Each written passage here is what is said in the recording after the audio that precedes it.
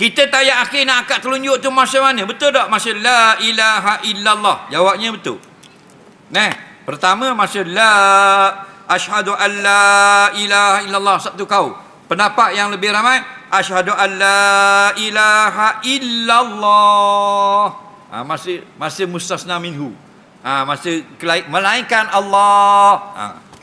Itu sekali itu je. Lepas tu tak turun dah. Okey. Dalam mazhab Hambali, kalau pergi Mekah, dia masih sebut Allah, dia gerak. Dia gerak masih sebut Allah.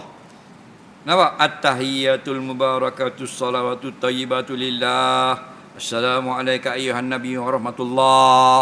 Assalamualaikum ibadillah. Kan ada Allah. Lepas tu dia banyak. Dia banyak. Ada kata. Tu tak tahulah mazhab mana. Dah, ada orang Malaysia dia pergi. Dah, pertama kali pergi Mekah. Hak Arab tu duduk belah dia. Kata. Oh, wak gini kalau begitu. Dia pun balik jual burung kata. Dah apa? Ngaji tak mau. Jangan. Mazhab Hambali masya Allah gerak gitu. Masya Allah. 5 kali sebut Allah, 6 kali sebut, 6 kali gerak.